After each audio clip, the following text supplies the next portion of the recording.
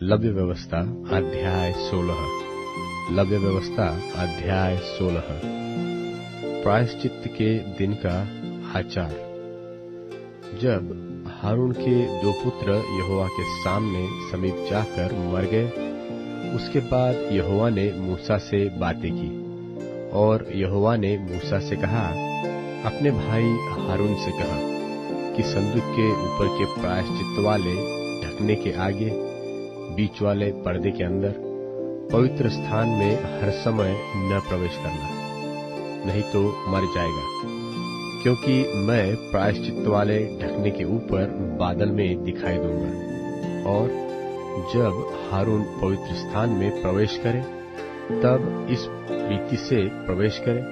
अर्थात पाप बलि के लिए एक बछड़े को और होम बलि के लिए एक मेंढे को लेकर आए। वह सनी के कपड़े का पवित्र अंगरखा और अपने तन पर सनी के कपड़े की जांघिया पहने हुए और सनी के कपड़े का कटिबंध और सनी के कपड़े की पगड़ी भी बांधे हुए प्रवेश करे।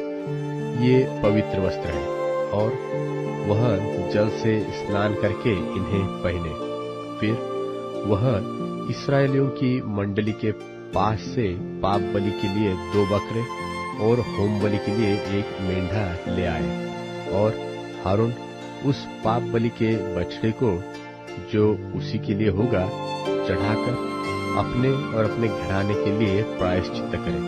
और उन दोनों बकरों को लेकर मिलाप वाले तंबू के द्वार पर यहोवा के सामने खड़ा करे। और हारून दोनों बकरों पर चिट्ठियां डाले, एक चिट्ठी यहोवा के लिए और दूसरी अजाजेल के लिए हो, और जिस बकरे पर यहोवा के नाम की चिट्ठी निकले उसको हारून पाप बलि के लिए चढ़ाए, परंतु जिस बकरे पर अजाजेल के लिए चिट्ठी निकले वह यहोवा के सामने जीवित खड़ा किया जाए कि उससे प्रायश्चित्त किया जाए, और वह अजाजेल के लिए जंगल में छोड़ा जाए। और हारून उस पाप बलि के बछड़े को, जो उसी के लिए होगा, समीप ले आए और उसको बलिदान करके अपने और अपने घराने के लिए प्रायश्चित्त करे। और जो वेदी यहोवा के सन्मुख है उस पर के जलते हुए कोयले से भरे हुए धूपदान को लेकर और अपनी दोनों मुट्ठियों को फूटे हुए सुगंधित धूप से भरकर बीच वाले पर्दे के भीतर ले आकर उस धूप को यहोवा के सन्मुख आग में डाले, जिससे धूप का धुआं साक्षी पत्र के ऊपर के प्रायश्चित्त के ढकने के ऊपर छा जाए, नहीं तो वह मर जाएगा। तब वह बछड़े के लोहू में से कुछ लेकर पूरब की ओर पश्चिम के ढकने के ऊपर अपनी उंगली से छिड़के, और फिर उस लोहू में से कुछ उंगली के द्वारा उस ढकने के सामने भी 7 बार छिड़क दे। फिर वह उस पाप बलि के बकरे को साधारण जनता के लिए होगा बलिदान करके उसके लोहू को बीच वाले पर्दे के भीतर ले आए, और जिस प्रकार बछड़े के लोहू से उसने किया था ठीक वैसा ही वह बकरे के लोहू से भी करे, अर्थात उसको प्रायश्चित्त के ढकने के ऊपर और उसके सामने छिड़के। और वह इस्राएलियों की भांति भांति की अशुद्धता और अपराधों और उनके सब पापों के कारण पवित्र स्थान के लिए प्रायश्चित्त करे, और मिलाप वाला तंबू जो उनके संग उनकी भांति भांति की अशुद्धता के बीच रहता है उसके लिए भी वह वैसा ही करे। और जब हारून प्रायश्चित्त करने के लिए पवित्र स्थान में प्रवेश करे, तब से जब तक वह अपने और अपने घराने और इस्राएल की सारी मंडली के लिए प्रायश्चित्त करके बाहर न निकले, तब तक कोई मनुष्य मिलाप वाले तंबू में न रहे। फिर वह निकलकर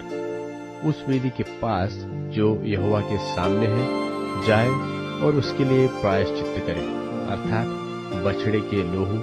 और बकरे के लोहू दोनों में से कुछ लेकर उस वेदी के चारों कोनों के सींगों पर लगाए, और उस लोहू में से कुछ अपनी उंगली के द्वारा 7 बार उस पर छिड़क कर उसे इसराइलियों की भांति भांति की अशुद्धता छुड़ाकर शुद्ध और पवित्र करे। और जब वह पवित्र स्थान और मिलाप वाले तंबू और वेदी के लिए प्रायश्चित कर चुके, तब जीवित बकरे को आगे ले आए और हारून अपने दोनों हाथों को जीवित बकरे पर रखकर इसराइलियों के सब अधर्म के कामों और उनके सब अपराधों, निदान उनके सारे पापों को अंगीकार करे और उनको बकरे के सिर पर धरकर उनको किसी मनुष्य के हाथ जो इस काम के लिए तैयार हो जंगल में भेज के छुड़वा दे, और वह बकरा उसके सब अधर्म के कामों को अपने ऊपर लादे हुए किसी निराले देश में उठा ले जाए। इसलिए वह मनुष्य उस बकरे को जंगल में छोड़ दे। तब हारून मिलाप वाले तंबू में आए और जिस सनी के वस्त्रों को पहने हुए उसने पवित्र स्थान में प्रवेश किया था, उन्हें उतारकर वहीं पर रख दे। फिर वह किसी पवित्र स्थान में जल से स्नान कर अपने निज वस्त्र पहन ले और बाहर जाकर होम बलि और साधारण जनता के होम बलि को चढ़ाकर अपने और जनता के लिए प्रायश्चित करे, और पाप बलि की चर्बी को वह वेदी पर जलाए। और जो मनुष्य बकरे को अजालेल के लिए छोड़कर आए, वह भी अपने वस्त्रों को धोए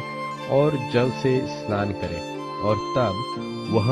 छावनी में प्रवेश करे। और पाप बलि का बछड़ा और पाप बलि का बकरा भी, जिनका लोहू पवित्र स्थान में प्रायश्चित करने के लिए पहुंचाया जाए, वे दोनों छावनी से बाहर पहुंचाए जाए, और उनका चमड़ा, मांस और गोबर आग में जला दिया जाए। और जो उनको जलाए वह अपने वस्त्रों को धोए और जल से स्नान करे, और इसके बाद वह छावनी में प्रवेश करने पाए। और तुम लोगों के लिए यह सदा की विधि होगी कि 7वें महीने के 10वें दिन को तुम अपने अपने जीवन को दुख देना,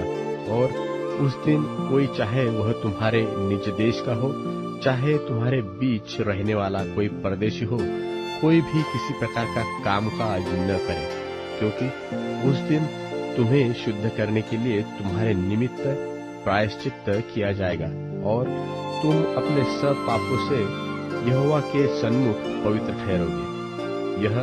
तुम्हारे लिए परम विश्राम का दिन ठहरे, और तुम उस दिन अपने अपने जीव को दुख देना। यह सदा की विधि है। और जिसका अपने पिता के स्थान पर याजक पद के लिए अभिषेक और संस्कार किया जाए, वह याजक प्रायश्चित किया करे, अर्थात वह सनी के पवित्र वस्त्रों को पहनकर पवित्र स्थान और मिलाप वाले तंबू और वेदी के लिए प्रायश्चित करे, और याजकों के और मंडली के सब लोगों के लिए भी प्रायश्चित करे। और यह तुम्हारे लिए सदा की विधि होगी कि इसराइलियों के लिए प्रतिवर्ष एक बार तुम्हारे सारे पापों के लिए प्रायश्चित किया जाए, यहोवा की इस आज्ञा के अनुसार जो उसने मूसा को दी थी, हारून ने किया।